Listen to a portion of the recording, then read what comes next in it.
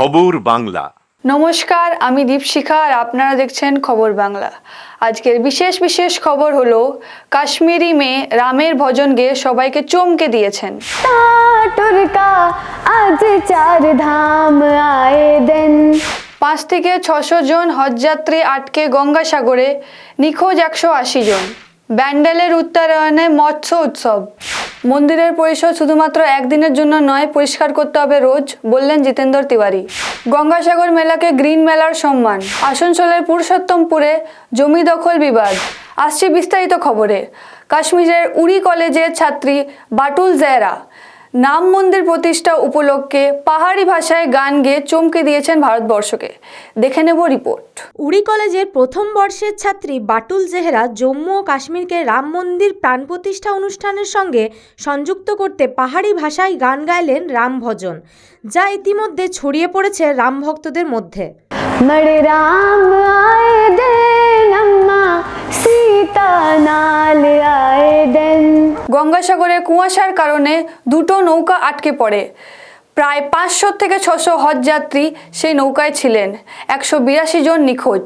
দেখে নেব রিপোর্ট। গতকাল রাতে কুয়াশা ও ভাটার কারণে গঙ্গাসাগর থেকে তীর্থযাত্রীদের বহনকারী দুটি নৌকা সাগরে আটকে পড়ে। তথ্য অনুযায়ী জাহাজটি 500 থেকে 600 হজযাত্রী ছিলেন। আটকে পড়া যাত্রীদের খবর পাওয়ার পর রাজ্য প্রশাসন অবিলম্বে ত্রাণ সামগ্রী সরবরাহ এবং উদ্ধার অভিযান শুরু করে। গঙ্গাসাগরে আটকে পড়া তীর্থযাত্রীদের উদ্ধারের জন্য ভারতীয় কোস্ট গার্ড হোভারক্রাফট মোতায়েন করেছে এবং সেখান থেকে তাদের উদ্ধার করা হয়েছে। উত্তরায়ণে মেলা উপলক্ষে ব্যান্ডেলে মাছের মেলা, উপচে পড়েছে ভিড়। দেখে নেব রিপোর্ট। সব ধরনের মাছ পাওয়া যায় ব্যান্ডেলের দেবানন্দপুরের কেষ্টপুরের মাছের মেলায়। বোয়াল থেকে চুনো, পুঁটি, শুটকি, রুই, কাতলা, ইলিশ, ভেটকি, ভোলা, কাঁকড়, শঙ্কর মাছ কি নেই এই মেলায়। চুনো পুঁটি থেকে 50 কিলো পর্যন্ত মাছ বিক্রি হয়। চৈতন্য মহাপ্রভুর অন্যতম শিষ্য রঘুনাথ দাস গোস্বামী, তার বাড়িতেই বসে 517 বছরের পুরনো মাছের মেলা। একদিনের এই মেলাকে কেন্দ্র করেই বিভিন্ন পসরা নিয়ে বসেন ব্যবসায়ীরা। প্রাক্তন মেয়র তথা বিজেপি নেতা জিতেন্দ্র তিওয়ারি প্রধানমন্ত্রী নরেন্দ্র মোদীর মন্দির পরিষ্কার করার ব্যাপারে আরও এক ধাপ এগিয়ে।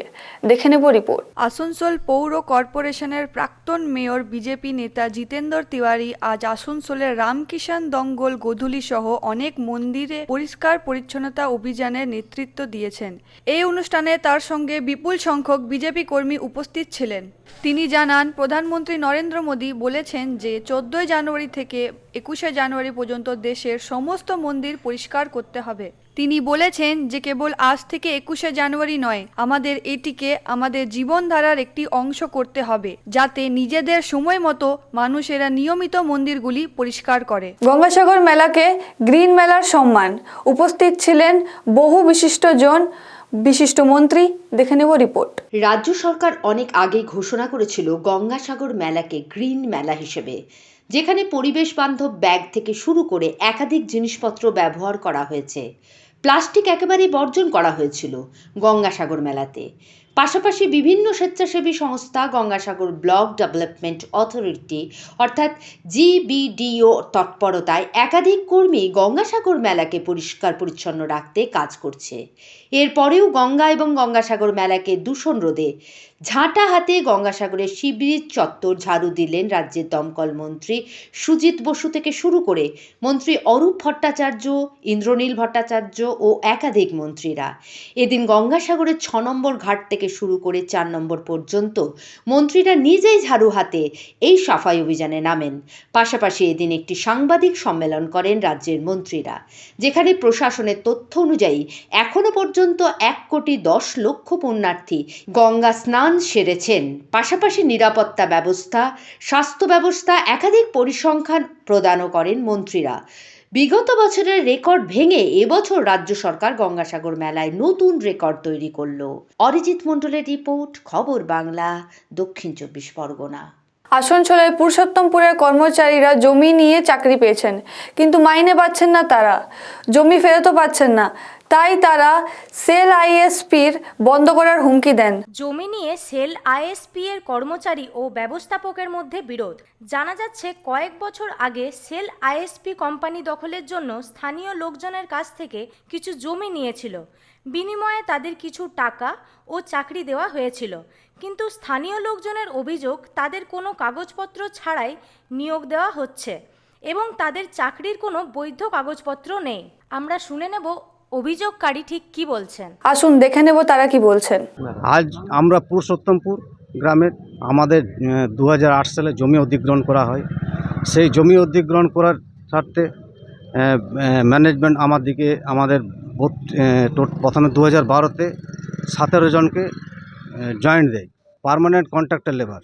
ঠিক আছে, এনএক্সের জয়েন্ট দিয়েছিল, এনএক্সার জয়েন্ট দেয়।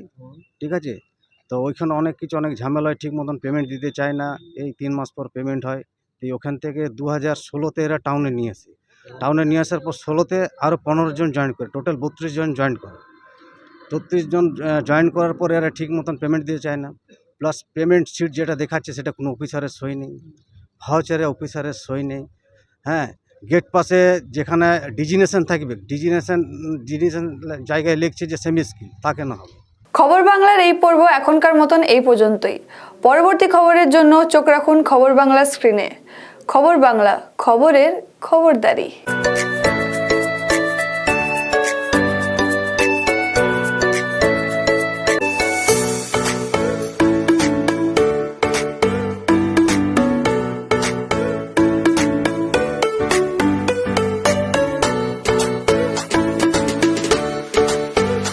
মা ভোজনালয়, শেয়ারশোল রাজবাড়ি, রানীগঞ্জ। Mobile number 9475505861।